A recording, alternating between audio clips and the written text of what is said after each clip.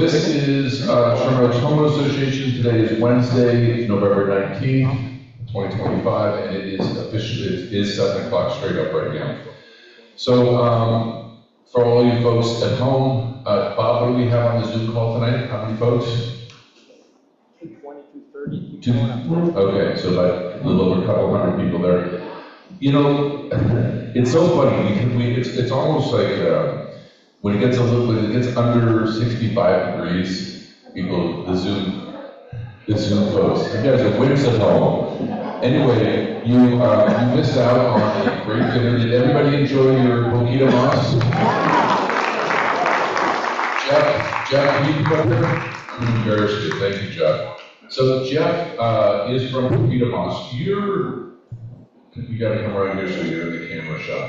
You can grab a microphone too. Tell us a little bit about Poquito Mas. I know it started on Cahuenga and Lancashire, right? That's the first one? That's correct, yeah. The founder of Poquito Mas is a gentleman named Kevin McCarty, and he was working at Michelli's in the kitchen in 1983.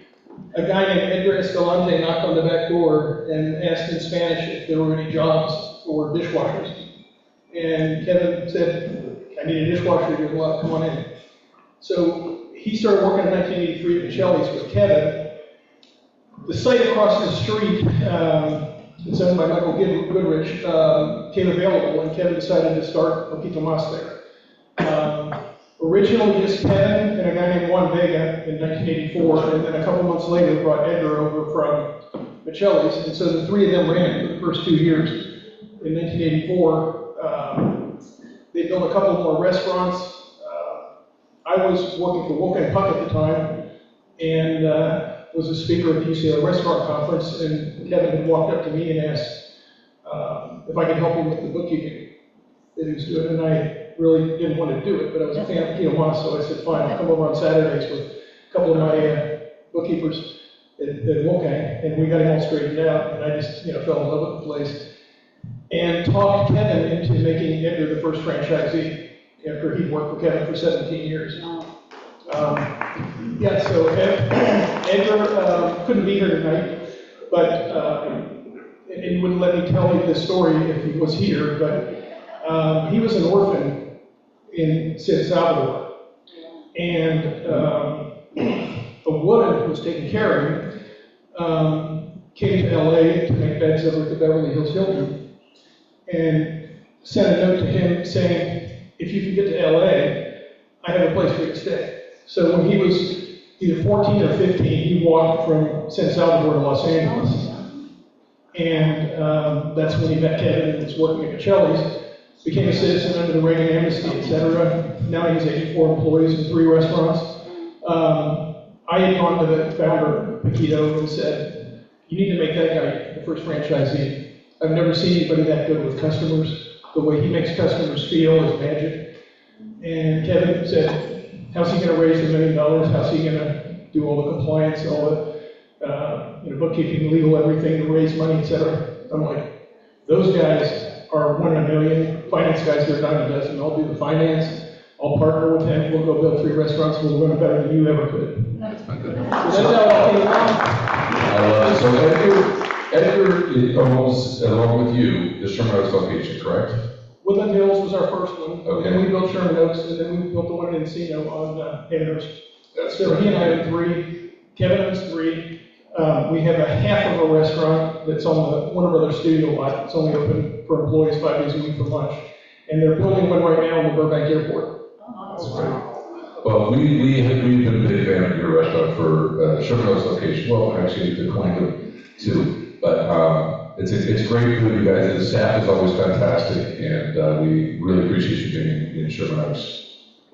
Well, happy to do this, and I've already signed up for next year. So. Awesome, thank you.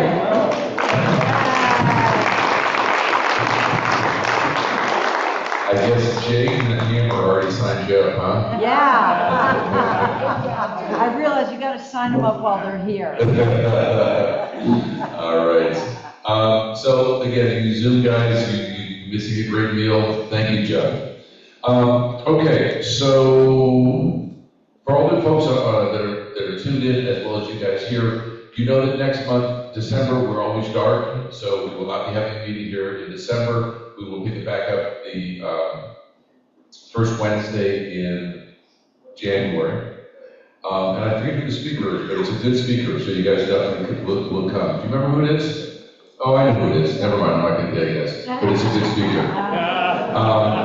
Okay, so board of directors, we have a couple board of directors out of town, but can you guys come on up here and give you guys and again, Sherman Homeowners Association cannot do what they do, what we do, what we've done for all these years without these group guys here. These guys work their asses off, and we really appreciate them.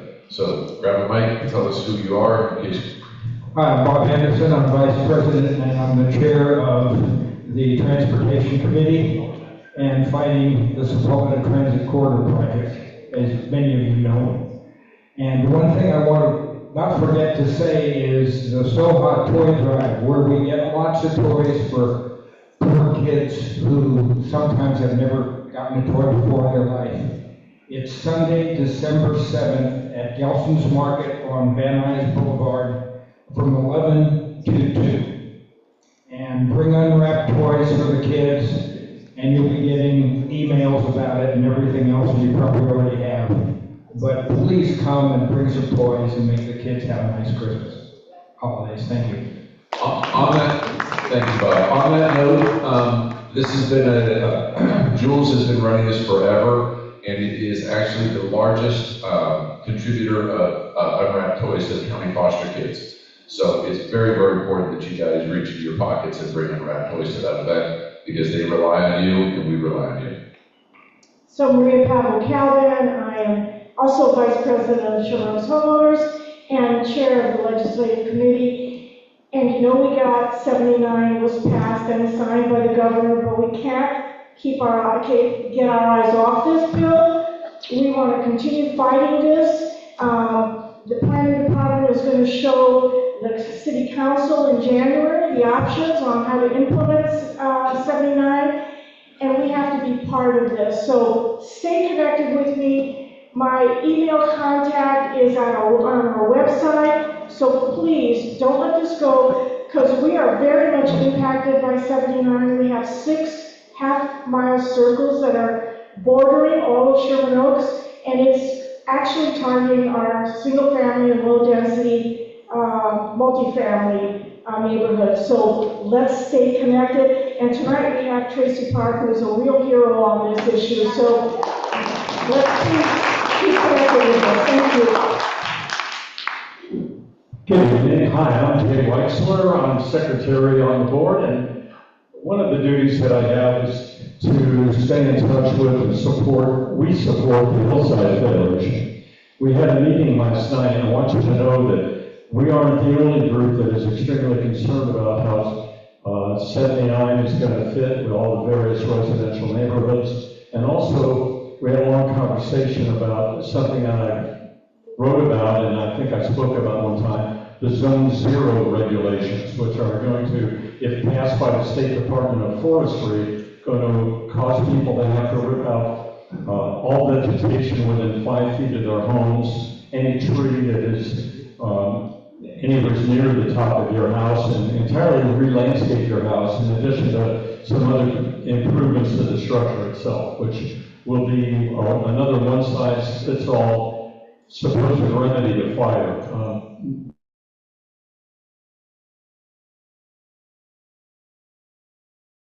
So the Hillside Federation is not in support of that, nor, I believe, are we, and we will keep an eye on that and keep you informed. Thank you. Hello everyone, Tom Glick, Chair of the Land Use and Planning Committee, Planning Land Use. Thank you for coming tonight, and I'm going to wish you all a happy Thanksgiving. Thank you. Hi everybody, I'm Kelly Lynch, I'm your beautification co-chair. I just want to give a shout out to anybody that's here from our Sherman Oaks BCC group that meets the first and third Saturday every month. You guys are doing a phenomenal job. And we just want to thank you for what you're doing. Keep it up. Thank you, Kelly. So, and again, a couple of other board members are out of town today. I also wanted to let you know that our board slate is ready to be mailed. I believe it has been mailed. If anybody from either Zoom or anybody from the meeting room here, if you wish to go ahead and be on the board, there's a process, so you just have to reach out to John Eisen. He'll tell you what that process is. But again, I believe that all the board members are on the slate for next year, and we look forward. We've got a lot of stuff to work on for next year. It's going to be a very aggressive year. Howard, you want to come on up here? And then is Nico, and I don't see Katie, but is Katie here? Are any field deputies here? Come on up. And then we're going to go ahead after that. And so our senior leads had a prior commitment tonight, so they're not going to be talking. But they told me that they're out there fighting crime for you guys. Go ahead, Howard. Thank you. Well, good evening to you all. I'm Howard Tatchin, the president of the Sherman Oaks Neighborhood Council. Always pleased to be here amongst fellow Sherman Oaksites. Anyway, let you know that our monthly meetings take place on the second Monday of every month. We meet in this room, and upcoming on December 8th, we will have as our guest speaker Scott Schmerelson, who is known and loved as the LAUSD board president. So that should be interesting. And then come January, at our meeting, we will have the city attorney, which ought to be even more interesting. But nonetheless, our goal is to work with all of you collectively, and we strive for a better Sherman Oaks together. So thank you. Thank you, Howard. You go.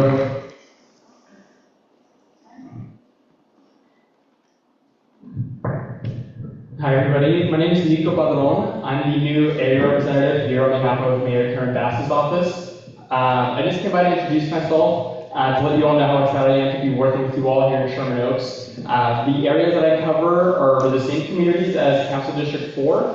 So that's Encino, Sherman Oaks, all the way down to Los Feliz. But yeah, just letting you know I'm really excited to work with you all, I also wanted to share an event that we're having, our upcoming Shine LA event at the Sepulveda Basin this Saturday at 8 a.m.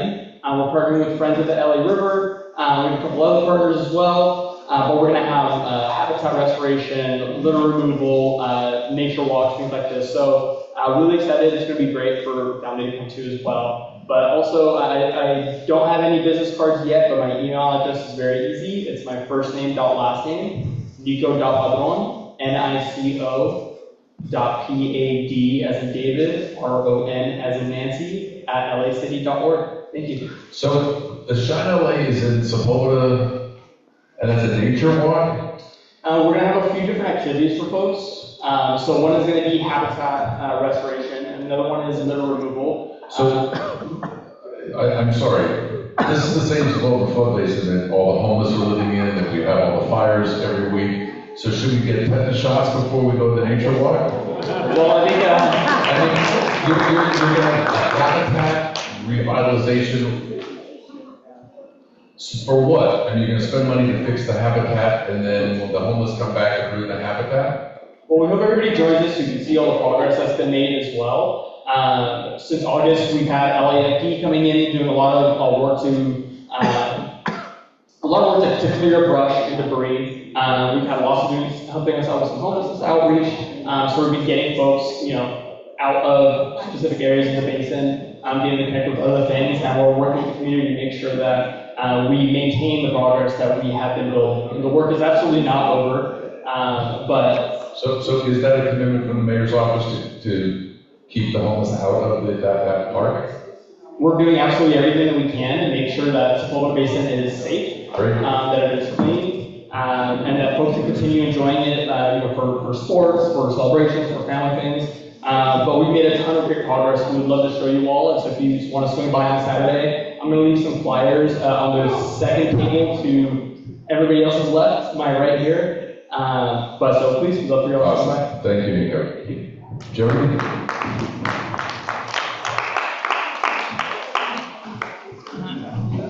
Hi, Jerry Francisco. I am your Sherman Oaks homeless site coordinator, and I've got my friend Matthew with me from LASA, and we have Derek Blackshear also from LASA. We have made a lot of progress. I also am the site coordinator for the Sepulveda Basin, and we last year for the first time did a very comprehensive count in the basin. And all of this work that the mayor is doing and the fire department and all of that has all been part of this concerted effort that we are trying to get people housed in the basin. And to that, we've housed 26 people so far. We made requests for it. I give it a brief update. And, so I'm going to let it to you. January 20th is the Sherman Oaks homeless count. There's flyers on the tables. Please sign up, theycountwillyou.org. It's really easy, and we start at 7, not 8, so I get everybody home in good time to go to bed. And I will turn it over to Matt. Yeah, so Jody needs your help. If you guys feel like going out there and actually getting an accurate count in this area, talk to Jody after the meeting, and you go out with a group of people, so it's not like you're going to be, you're not going to be in any danger. It's all, you stay in the car, but it's definitely necessary. So if you feel like doing something, talk to Jody after the meeting. Do you have a quick update? Very, very quick, and I will say Miss Jody runs a very tight ship and one of the most accurate counts we have in the city. So I just want to give a brief update on the Sepulveda Basin, because I remember last time when we were here, a lot of folks talked about that. As you heard from the mayor's office, we've been spending extensive time in there. We've had about 6, just this past week, Derek and I were actually in the basin. We were able to get 6 individuals into motels. We've been doing outreach with, I believe, 26 referrals we've made in the past month. So we just want to keep prioritizing that. And the locations, a lot of you reached out to us just in the past month after we've been here. We've been hitting all those locations you're sending us. So just keep in contact, and we'll get teams out there to help ideally house people. Thank you. Thank you. Thank you. Traci? So, I'm very excited to have Traci Park here with us. And it's so interesting too, because a lot of the folks on Zoom, a lot of the folks on our newsletter, hit you with emails or texts, text messages. Texts, my wife hates it when I use a plural with a text. Texts. So that's a state. I know it's a state. Thank you. Thank you, honey. Look who's here. Our top cop. Welcome. Grab some food. You have anything to say, or just?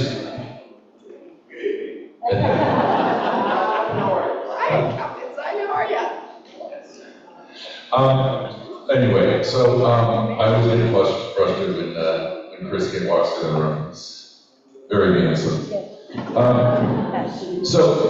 But anyway, I got quite a few emails and text messages and phone calls. Why is Traci coming to Sherman Oaks? She doesn't represent Sherman Oaks. And it is, she should.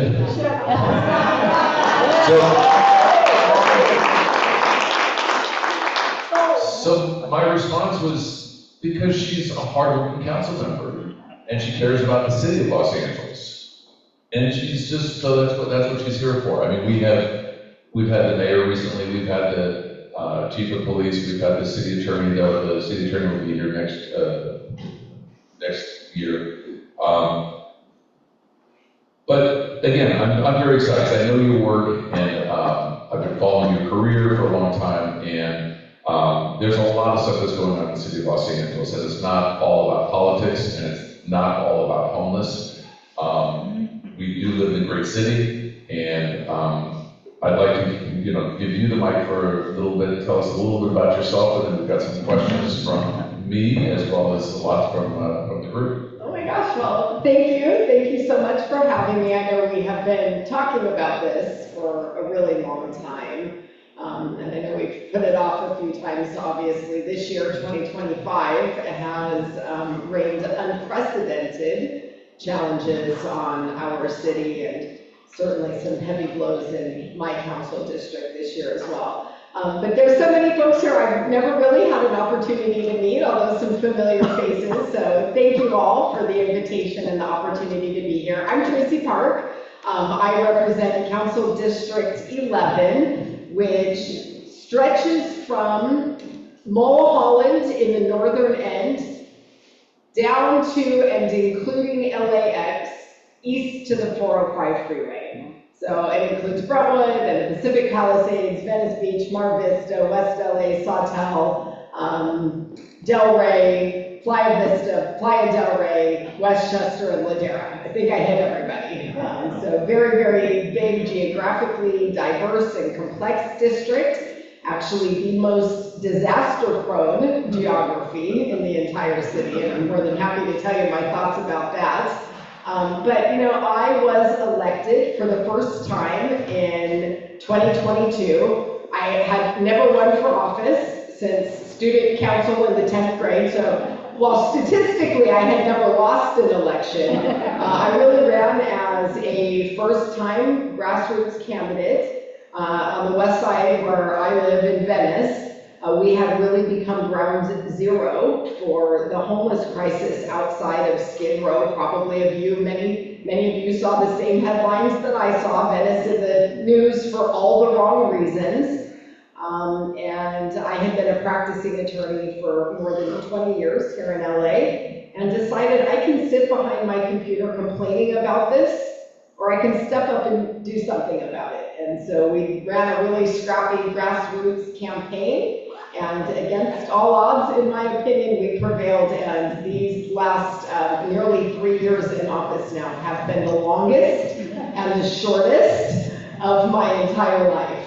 It has really been a journey, and you know, I had a sense, you know, I was such an outsider. I had never stepped foot inside LA City Hall until the day I was sworn in. I could tell as an outsider looking at it that things were broken. As a lawyer who had worked with cities around California and had often seen things gone wrong, usually through the lens of litigation, I had a sense of what had worked and not worked in some other places, and I could see that what was happening in LA was not working. And it just seemed apparent to me that either there was just complete ineptitude in City Hall, or an outright willingness to do the work to get things done. So we ran this campaign, we prevailed, and I hit the ground running. About January 2023 is really when we took office, and I have literally not stopped moving since. So you grew up where? So I was born in Downey, California, spent my early childhood there, and after my parents separated and divorced, my mom and I moved out to Apple Valley. She was a school secretary, raised me pretty much on her own out there in the high desert. My dad was a lineman at GTE, climbed telephone poles, passed away in 2005, U.S. Army veteran, and my mom and my stepdad are retired now and live in Prescott Valley, Arizona. Okay, so again, we have been talking about getting together, having you here for a while, and you know, stuff got in the way, the fires, everything else that's happened in Los Angeles. I grew up here. I grew up in Sherman, and I've spent 67 years, 7 years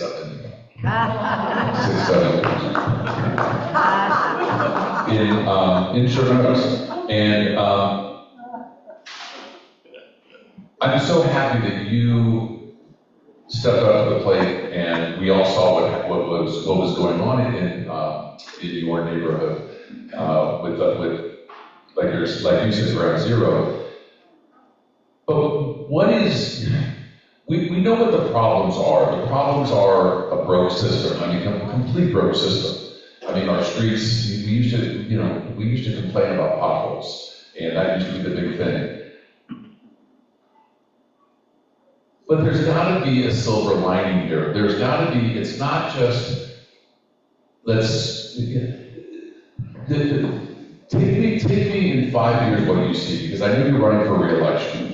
And I know that the Democratic Socialist Party is running a candidate against you, correct? And the Democratic Socialist Party has other, I think, 3 or 4 council members currently in office, our city controller, and you could say technically that they assisted the mayor in getting elected. They have assisted in getting other folks elected. So, are we going the way of socialism in Los Angeles? And if that is the case, how is it sustainable? Because I'm a businessman, and again, I grew up here. I grew up in a very middle-class class family, working hard. I still work 80, 90 hours a week. So I know business is important in Los Angeles, but just giving and giving and giving and taking care of people who can't take care of themselves, I appreciate that. And if you truly can't take care of yourself, there should be a landing pad for you. But how is it sustainable, all what the socialist, the DSA wants, and how do we find a future for Los Angeles? How do you see the future of Los Angeles? So there are hours worth of conversations to unpack in that question. So let me try to pull a few different threads out of this. First of all, with respect to the DSA, the Democratic Socialists of America, this is just the radical left, a very extreme agenda. These folks don't believe in private property ownership. They want to defund and abolish our police. They want to cancel the Olympics. Generally very anti-business posture, anti-capitalism, and frankly, they're very, very concerning positions on a lot of issues. And I've always been really clear that I don't agree with those positions, those ideologies. We have lived through a lot of that bad policy already as a city. I mean, we saw what happened in 2020 when LAPD was defunded by $150 million and we lost almost 1,000 police officers. To this day, LAPD has not recovered from that. So I keep a very, very wide distance between where I am and the DSA and the groups and organizations that program and collaborate with them. That said, the chronic problems that we face in Los Angeles are systemic in many ways and decades in the making. So you talk about the potholes, you talk about the cracked sidewalks, you talk about the junk quality of infrastructure everywhere you look. That is decades of failing to invest in the care and maintenance of the assets that we already have, while we stack more problems on top of them. The spiraling homeless crisis over the last decade and beyond has been a tremendous strain and drain on city resources. You know, we fund about $1 billion a year outright into our homeless programs.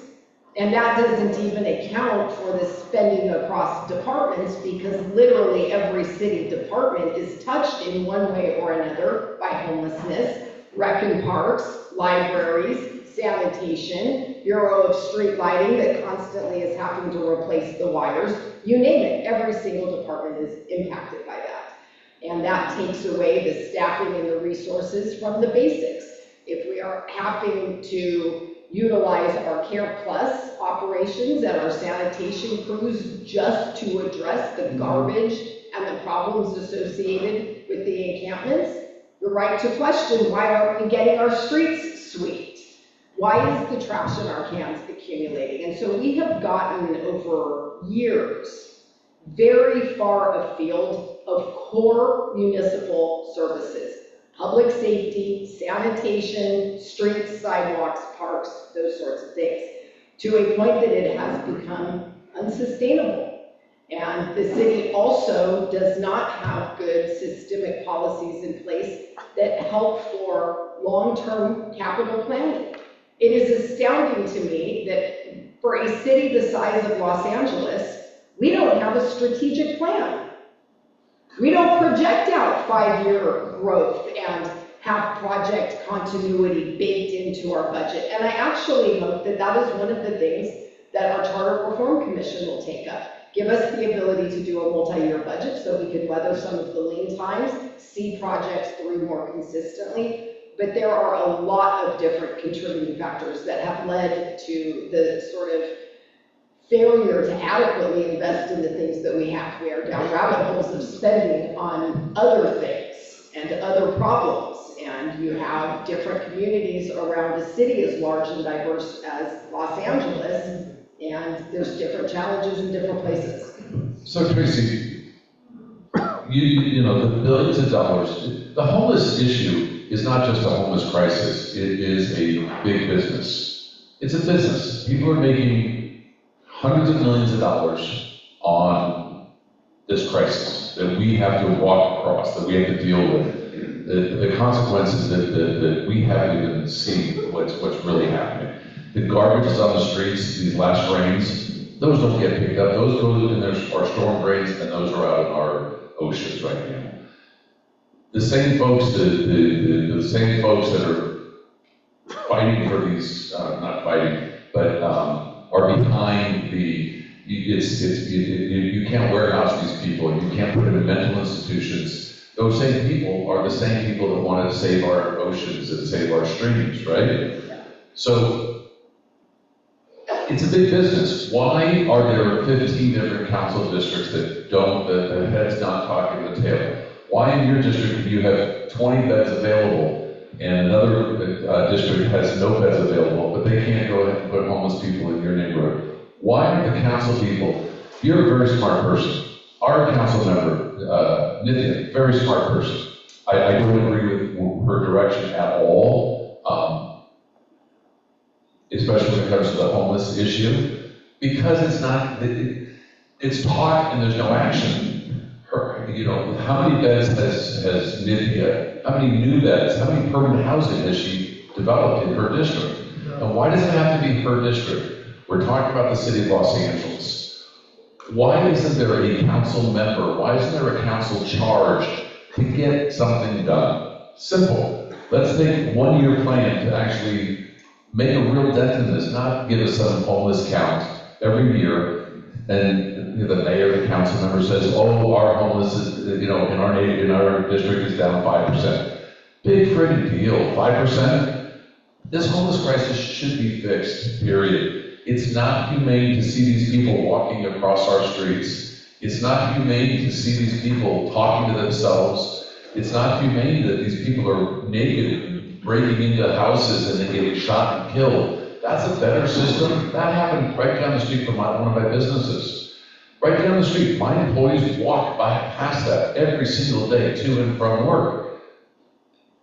What are we teaching our children? You know there's a solution to this. Yeah. Well, there are solutions, and they're just as complex as the problem. But a few thoughts and observations about it. I think for many, many years, the homelessness crisis has been billed as a housing crisis, an affordable housing crisis.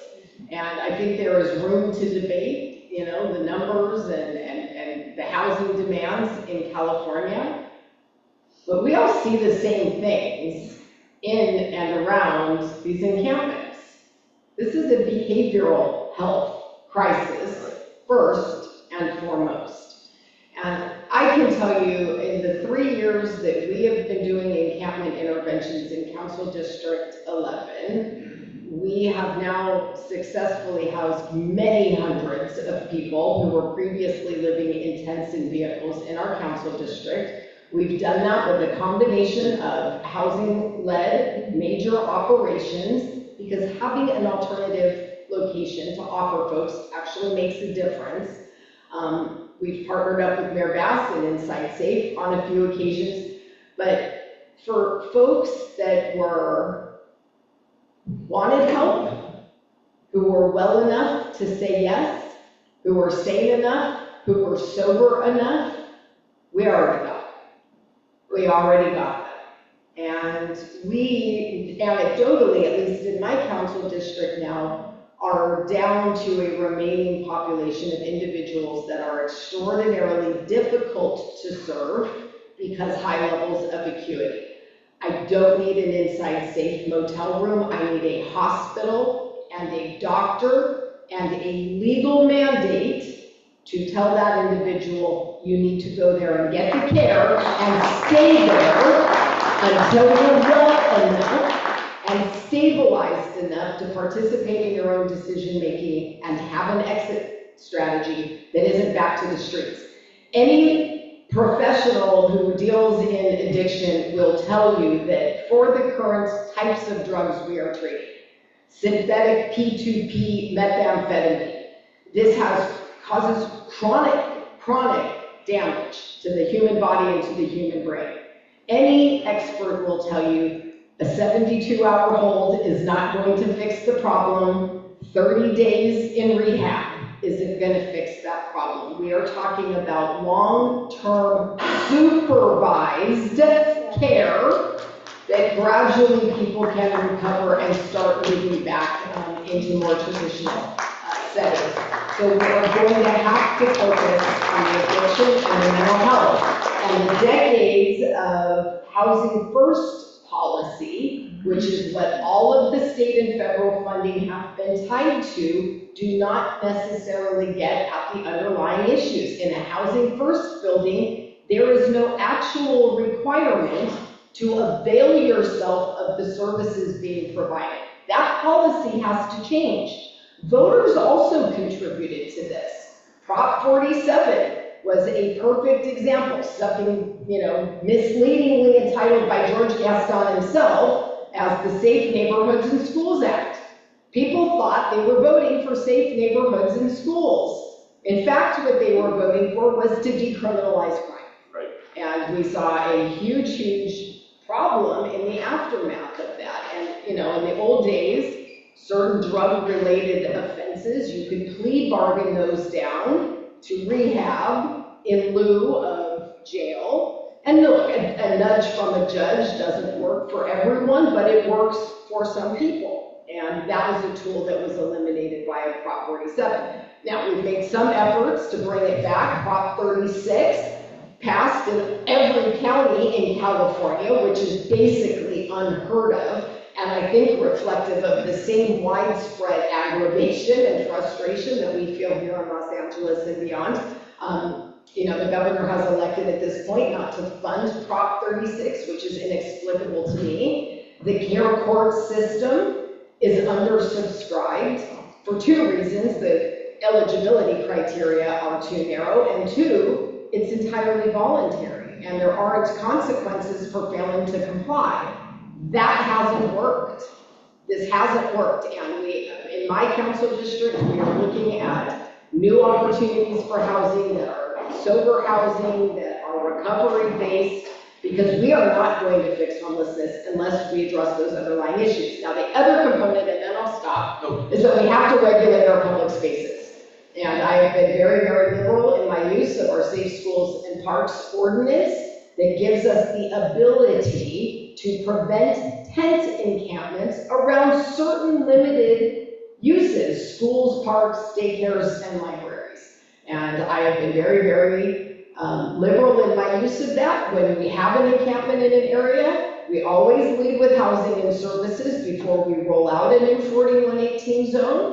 But once we've cleared it and those rules are in place, we don't allow it to repopulate. And so we use the combination of the resources we have to. It can be done. We're doing it on the west side. You hear the frustration and the appreciation for your honesty. And this is, look, the pendulum swung last year's election from far left to more right. In the state and in the federal government. I want to stay on the topic that you were on, where you were talking about how the housing, just housing these folks, or the lack of housing for folks is not going to solve the problem.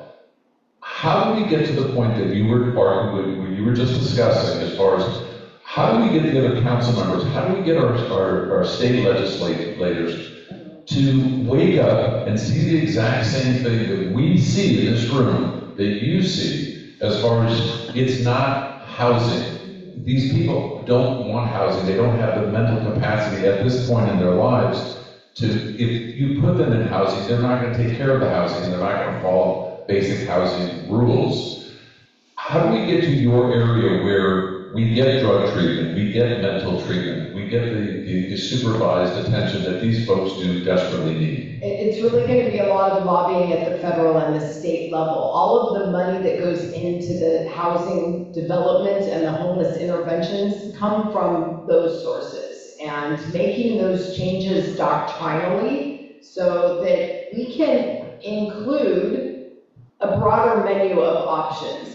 You know, there may be some room for housing first. There need to be places for people to have a bed and a safe place to be at night, regardless of whether they're on a sobriety journey or not. I don't prefer putting those in the middle of residential neighborhoods or next to schools. We've lived through that in Venice. It did not go well. But unfortunately, for many, many years now, all of the funds have been tied to that. Historically, we have had issues in Sacramento. We couldn't even get out of committee legislation that would have allowed for sober only in homeless housing for families with children.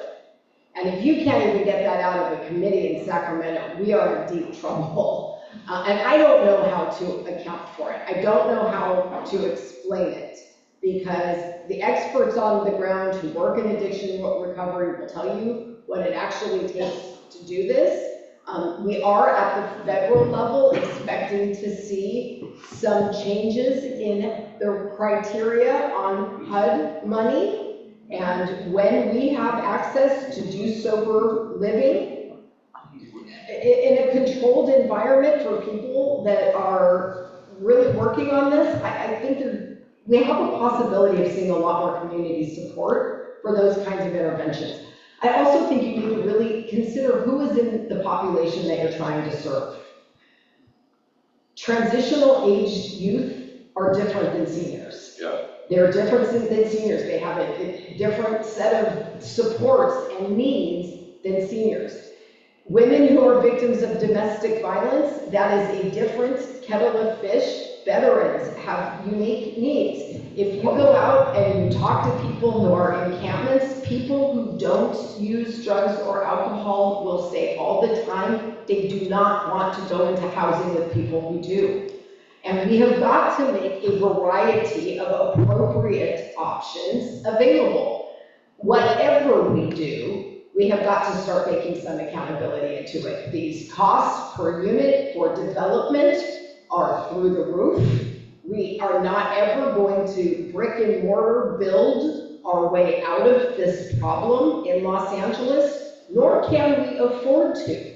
If we were going to try to build for the approximately 75,000 people homeless currently in LA County, we would need $100 billion to do that. We don't have $100 billion to fix our sidewalks or our roads. We have the Olympics coming in just a few short years. So if we had that $175 billion and we built 70,000 units tomorrow, of the 70,000 homeless people, how many would go into them? 5,000? It's hard to say, and again, it's because the needs are different, and you're going to have to do an individualized assessment. Yeah, but the needs are different, but the needs are, there's 5 boxes. There's mentally, there's the alcohol, there's drugs, there's the youth, there's the VA, the veterans. There's 5 or 6 boxes of these folks that don't want housing, that won't take housing.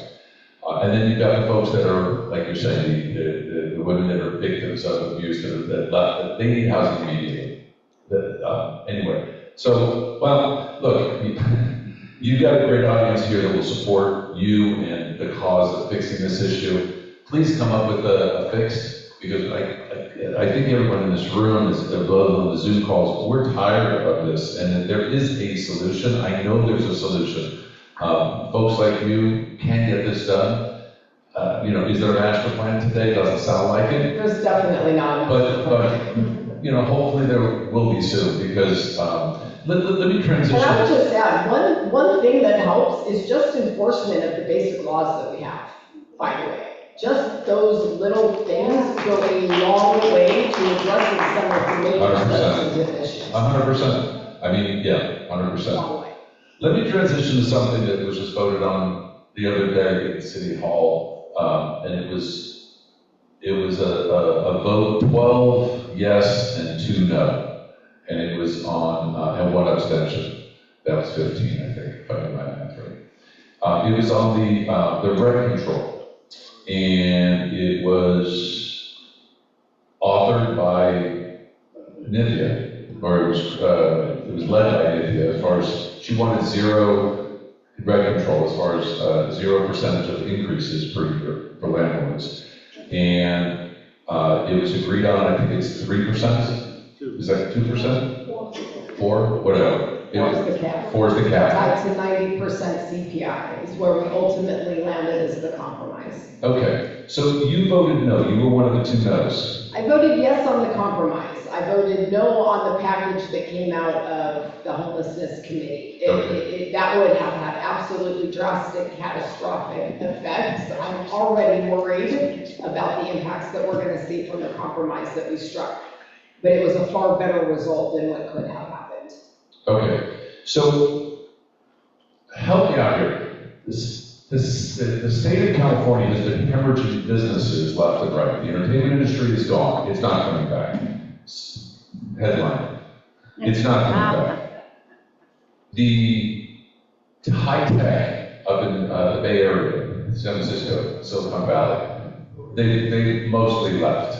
We have a handful of startups. We have some businesses. We have great weather. So that's great that we have great weather. Otherwise, we would have no businesses. So the business of some of these folks, California, Los Angeles especially, a lot of these housing apartment owners, houses, landlords are mom and pops that have cobbled together 1 or 2 pieces of property. Part of the reason that they have to raise rents is not because they're greedy corporate people, but because guess what? Our insurance commissioner has failed us. They can't get insurance on their units, or they're 3 and 4 and 5 times what they were getting 3 or 4 years ago. Their DWP, which is controlled by the city of Los Angeles, the rates have doubled and tripled over the last 10 years. So how do these people, what encourages somebody to be a landlord in Los Angeles? I wouldn't do it. Yeah. I wouldn't do it. So how is that going to fix? It isn't. Look, we have a tax and regulatory environment in Los Angeles and other places in California that have made an unfavorable climate that continues to cause economic headwinds for us. And this is bad policy after bad policy, multiple years in a row coming out of City Hall that have made it virtually damn near impossible to run a business in LA, including to be a small housing provider. And these are, in fact, small businesses. Yep. And as you mentioned, they often represent generational wealth. These are often properties that are owned by immigrants, by minority families. And in my council district, often what passes as affordable housing are our older multi-family unit buildings owned by the very small businesses that have shouldered so much of the burden, especially from the pandemic forward.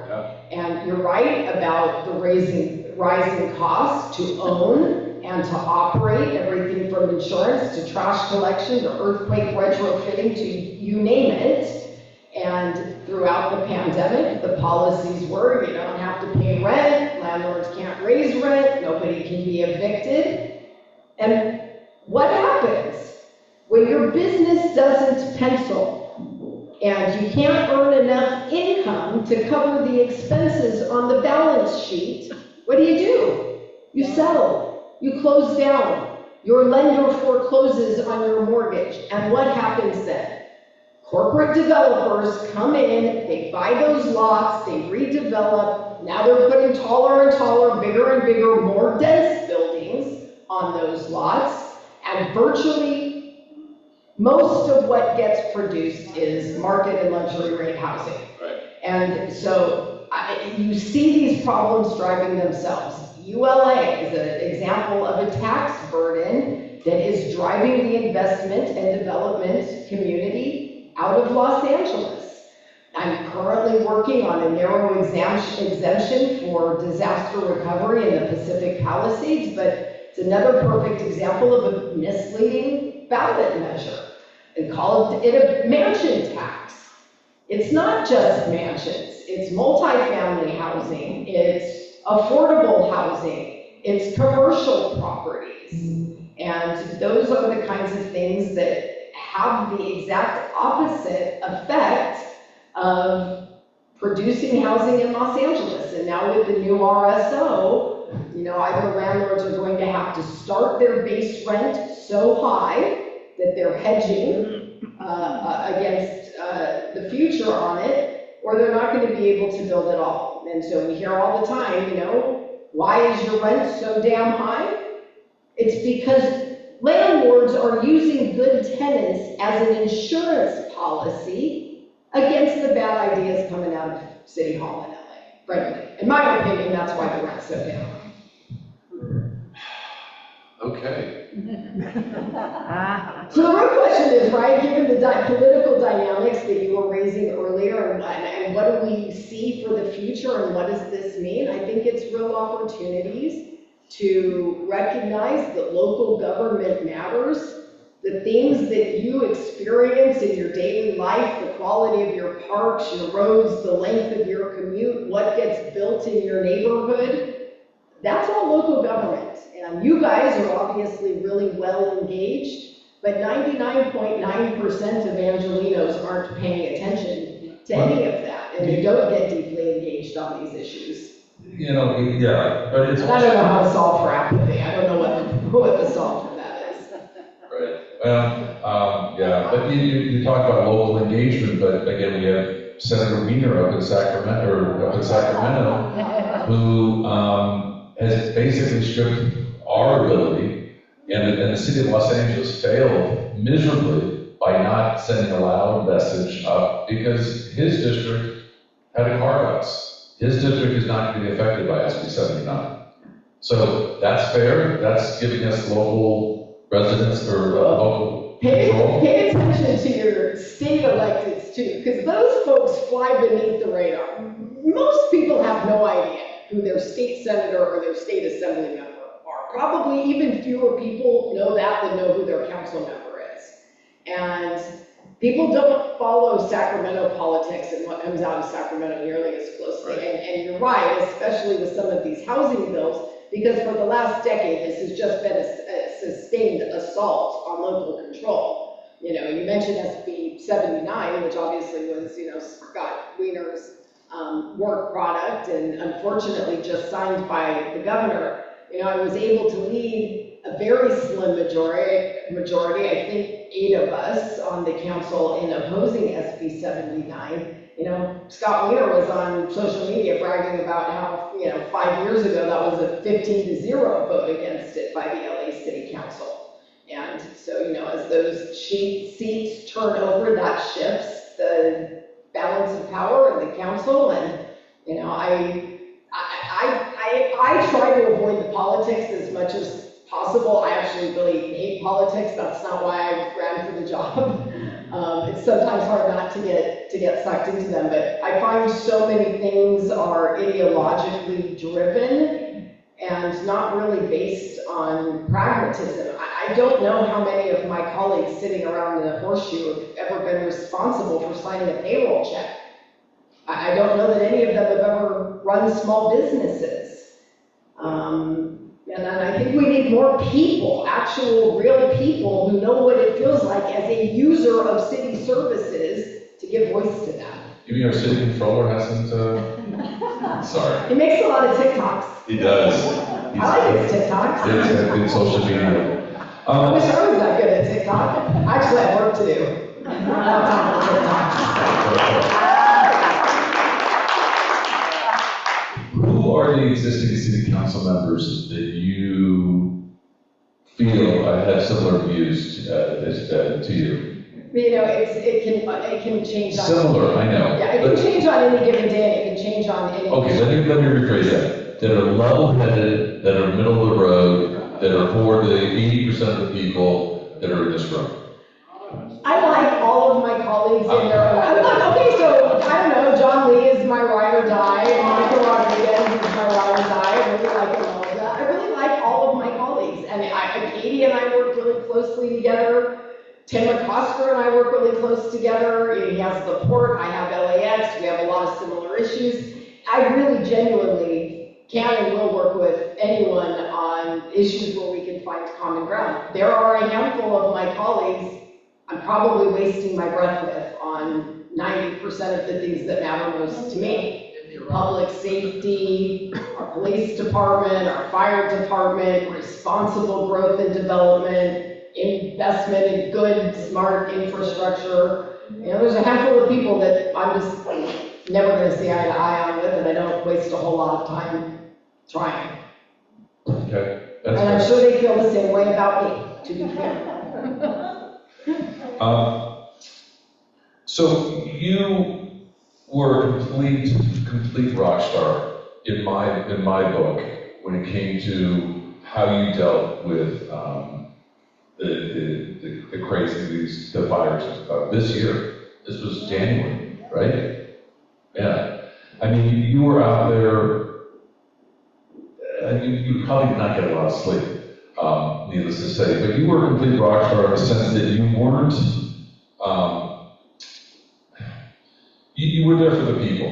You dealt, you were in the trenches every day. You saw just absolute chaos and absolute horror and just death and destruction all around you on a daily basis. I mean, you probably you have PTSD.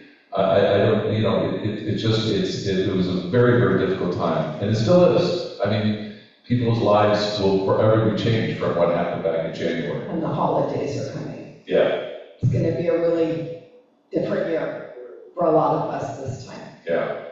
But I can't tell you how many people I spoke to about that disaster and how your leadership was really front and center to most people. Most people knew who Traci Park was and is today because of your level-headedness when it dealt with the press conferences and what you weren't just sitting up on a soapbox trying to point a finger. You did point plenty of fingers, though. But that wasn't your goal, and it wasn't to try to get garnish some votes down the line. You really, your compassion for your constituents really came out, and you know, I want to say thank you, and a lot of folks who I meet with and I talk with and I communicate on a regular basis really appreciate what you did. I just want to make sure you know that. Tell us a little bit about the future of, and I'm just paraphrasing some of these. Usually I ask it, I say Joan Pellico said this or Bob Anderson said this, but we've got a lot of questions. But I'd like to hear a little bit, and these are from these questions, about the future of the fire department and the future of Palisades and really what's going on there, because again, and there's a lot less build construction and stuff that we would have thought that would be happening.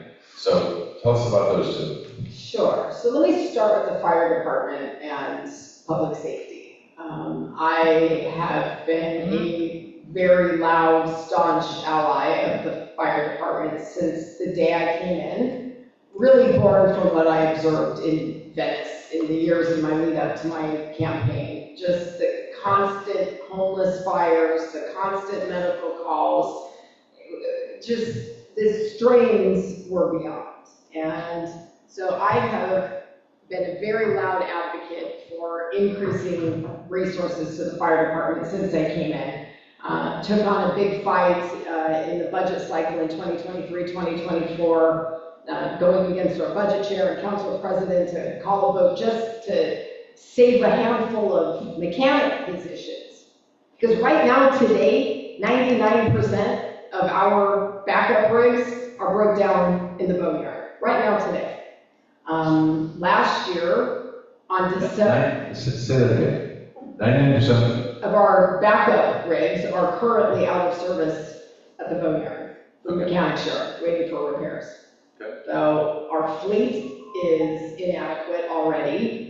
I went to Fire Commission on December 17th, 2024 to speak about a standards of cover report that was issued in December that reveals that we need 62 new fire stations in the city of Los Angeles just to meet average daily demand. We have not added firefighters or fire stations in Los Angeles since the 1960s, despite our population swelling by more than 1 million people. And I think that chronic underinvestment in staffing and resources at our department was certainly on display for the entire world to see on January 7th. It has been the most incredible, heart-wrenching, devastating experience to see my worst fears play out in real time. I said to the Fire Commission on December 17th, we are not prepared or staffed for a major emergency or world events. And I didn't even know how right I was when I said it. It's an interesting subject, especially as we think about development. And when you look at the Pacific Palisades, 100 years ago, there were 100 or so houses in the Pacific Palisades. As of the old days of 2024, there were over 10,000 homes and another 5,000 other structures, schools, daycares, commercial buildings, multifamily buildings, etc.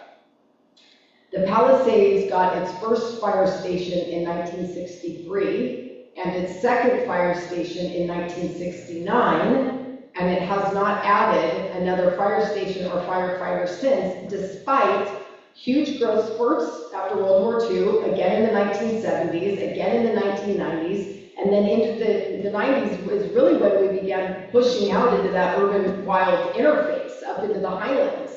And despite all of that rampant construction and development over those decades, we never made the concurrent investment in the infrastructure that was necessary to support that population. The roads, the electrical grid, the water system, the evacuation routes, all of it. And the reason I tell and repeat the story of the Palisades is because that story is true in every neighborhood in Los Angeles. What we saw happen on January 7th happened in the Palisades because that's where the fire happened to start on that day. If that fire had started in the Sepulveda Basin or in another community, Sherman Oaks could have been impacted by that. Your hillsides and canyon communities are not exempt from these dangers. These threats are real. And for me, having lived through this and having been out there on January 7th, watching this all unfold, to have spent the time that I have spent this year with community that has lost everything. For some people, it was their home, their business, their kids' school, and their place of worship. Gone in a heartbeat. And there is a trauma in their lives in that will be there forever. You can't build your way out of that trauma. And I feel so deeply compelled to do everything in my power to make this right and create systems that will help mitigate against a disaster of this scale from happening in our city is one of the most important things that I will do in whatever time I am entrusted with this role on the city council. The reality, though, about the fire department is that we are not going to solve this inside the four walls of the city budget. And so I am going all in on a ballot measure that you all will see in November 2026. It is a 0.5 cent sales tax increase that will fund new fire stations, new rigs, and staffing. We know we need about 62 new stations. This will give us funding to do 30, and we'll get our staffing up to about 5,000 people by 2050. We're not going to do this inside the four walls. We have no other choice, and we are about 3/4 cent below our cap here on the sales tax. That money is going to get eaten up by some ballot measure, some proposition, for some purpose. And it's going to happen no matter what. And from my perspective, we might as well spend that to build real infrastructure that could help us manage something like this from happening again. But we are dangerously, critically lowly staffed in the department. We have fire stations that are falling apart, leaky roofs, HVAC systems that don't work. We have super expensive equipment, PFAS extractors that get the poison chemicals out of our firefighters' turnout gear, and we can't even plug them into the wall because we don't have the right electrical systems to run the equipment. It's insane at how deep the neglect is. And that's the fire department. We can have the same conversation about LAPD. We are going to be down to 8,600 sworn officers. In a city of 4 million people, that is dangerously, critically low. Everywhere I go on the west side of LA, I hear requests for additional patrols. Like Sherman Oaks, like other communities here, we have been hit with residential break-ins and burglaries and thefts from cars.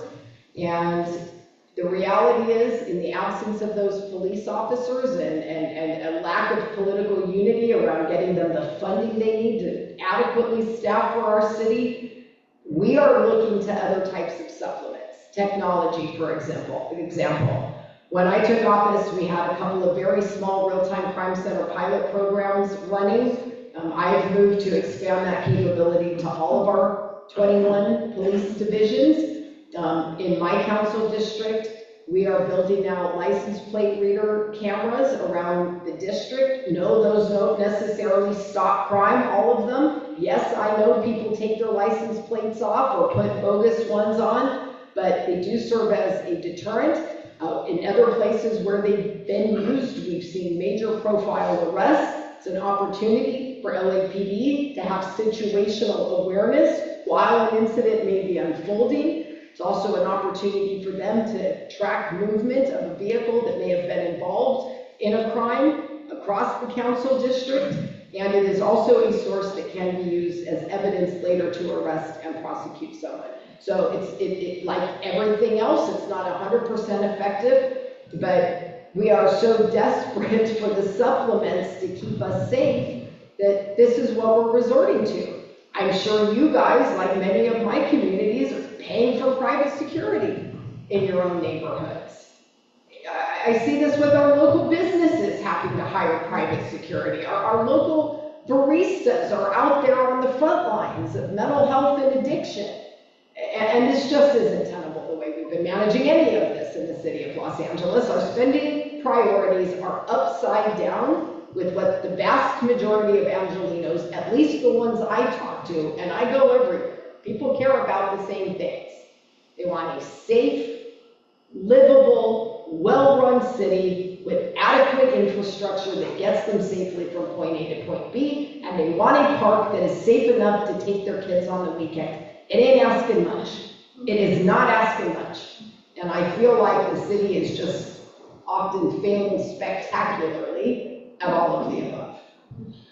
So I wasn't surprised, and a lot of folks weren't surprised that the city was upside down on their budget last year. Wait, before you move on to budget, you asked me about the rebuild in Palisades, and I didn't answer that part, because this is really important. I am actually really proud of where we are in the recovery. Okay, good. You remember when I first saw in the daylight on January 9th what we were looking at in the Palisades, I didn't think we'd ever get it cleaned up. We were looking at 18 to 24 months initially just to get the debris off the ground. And we did that in record time, 9 months. We have out of 7,000 and change properties that were utterly destroyed, we have less than 8 that are now in abatement. That statistically is a miracle in and of itself. One of them is the troublesome Palisades Bowl that I'm going to move every mountain that I have to move until I get that property under control. But that in and of itself was a small miracle. We are already in the process of upgrading our electrical distribution and water distribution systems. DWP is well on its way with the plans for undergrounding. We have over 500 homes already under construction. 50 of our commercial properties already have their permits, and we have another 1,000 in the pipeline. That's well more than a fifth in less than a year. And in fact, the first house in Palisades that broke down, that broke ground, they are just about to put the interior finishes on it. And we're in less than a year. We are setting records in what we're doing in the Palisades. And there's more to come. One of the big things that we're going to be announcing is our Builders Alliance, which is a group of home builders that have come together, created standardized plans that is going to take the mystery out of this for people looking to rebuild. They'll handle all of the permitting, the contracting, they're getting the materials and the supplies and doing the build and taking the mystery out of it for people. So, and these are things we've now adopted AI as part of our plan check. There are a lot of things that we are piloting over in the Palisades that we could scale and roll out citywide that would actually revolutionize at least how we do planning and development in LA. So I wanted to get that because it was the other half of the question and very important. So, again, the budget crisis was not a surprise. The amount was a little shocking for everybody, but the reading the tea leaves as far as what Los Angeles has done as far as driving businesses out and the mansion tax and everything else that's been going on in, you know, being in real estate, seeing the housing sales slowing and the tax base for the transfer tax, all that stuff. But looking, next year's budget is not going to be much better, but looking at where priorities should be and the focus of attention should be, should we really be, and you don't have to answer this if you don't have to, but should we really be doing an Olympics, and can we do an Olympics here in Los Angeles safely, and should we be rewarded with that? Should we, I mean, what does it do for Los Angeles? Is it really shining the spotlight on the good Los Angeles that I knew when the Olympics was here the last time? I am a huge fan of the Olympics. I am too. Yes. I am too. I am super stoked that they're coming to LA, and I think that if leveraged properly, this is an incredible opportunity not only to get the city cleaned up, but to leave lasting legacies behind. I had the privilege of getting to chair the Olympics committee. I resigned in the wake of the fire. It was just very clear that what was needed of me had changed this year. So I resigned as chair of the Olympics committee to take on leading our recovery committee instead. That's kind of why I asked, because I know you were. But I'm still really heavily involved because I have events coming to my council district that I'm really excited about. We have golf coming to the Riviera in Brooklyn. I'm not worried about that. Golf is going to be fine at the Riviera. They host major events all the time. It's going to be awesome. But for me personally, you know, the prior council member in CD11, Mike Bonin, wanted absolutely nothing to do with the Olympics. We were not part of the Olympics plan when I took office. And frankly, when I took office, my council district was such a mess, and my own neighborhood of Venice was such a horrific mess, that I frankly couldn't have asked with a straight face to host major world events. But we have substantially addressed all of that, and we are now going to be hosting in Venice triathlon, marathon, and street cycling, and the Paralympic versions of all of those events. And we are just waiting on the IOC, but I'm very hopeful that we might also be getting Paralympic weightlifting at Muscle Beach, which would be absolutely iconic. I want it so bad I get goosebumps when I think about it. And so for us in Venice, for example, you know, we have street cycling. So unless we're switching to beach cruisers, we're going to have to resurface our streets. They are now a competition venue. The spectators are going to be lining our sidewalks to cheer the competitors on. All of those janky tree wells and broken signposts and all of the clutter and everything and the broken curves, all of that has to be redone. So there are huge opportunities to do that, to invest in smart transit. I would have liked to have seen, you know, if we're going to do bike lanes in LA, why not connect our venues? Why not make a really cool way to get around the core of LA? So these are, again, I love Los Angeles. It's not just I love Sherman Oaks. I love Los Angeles. You really, where's all this money going to come to fix all this stuff in such a quick order? When all these other, the police need more police, the fire needs more fire, we need more, you know, where's this money coming from? You know, look, a lot of it's going to be priority-based budgeting. A lot of it, you know, the great thing about these Olympics are it's a no-build Olympics. We are using the venues that we already have. We're going to have to do some temporary things for our activation zones and fan sites and things like that. But it's really the focus on the city's infrastructure and the city services. I have worked very, very closely with the team at LA28 these last couple of years, and there are a handful of people in Los Angeles that I believe really can save this city. And I think that the team at LA28 is extraordinarily capable. The things that they have planned, the money that they're raising, the level of spectacular that they are going to bring to this is really, truly going to be epic. And so I am confident that the economics of the games are going to work out, but you're right to ask the question, right? There is back-end liability for that, and if for some reason things go awry, and the insurance companies have gotten wise now to, you know, force majeures following the COVID-19 pandemic, you know, could you imagine Tokyo? You spend all of this time getting your city ready and excited to invite the world, and then you have to cancel the Olympics. Well, you don't cancel them, you just don't have any guests or spectators. Luckily, they have insurance for that, and so they didn't have any financial losses from it.